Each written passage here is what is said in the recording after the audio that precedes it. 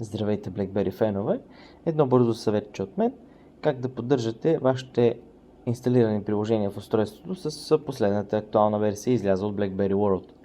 Добре ще е често да посещавате BlackBerry World, често по-скоро да значи един път или два пъти в седмицата. Може и по-често, разбира се.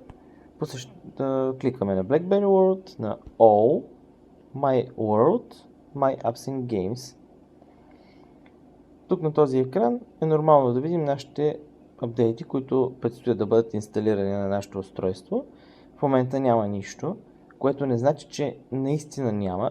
Затова кликаме на Check for Updates и изчакваме проверката да завърши.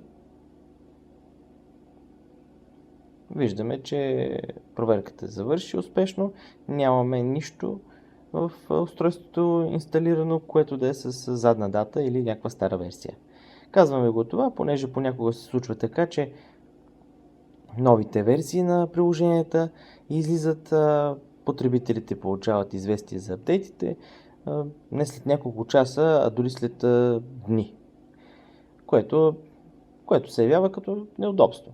Затова ви даваме и този съвет. Надяваме се да бъде полезен за вас.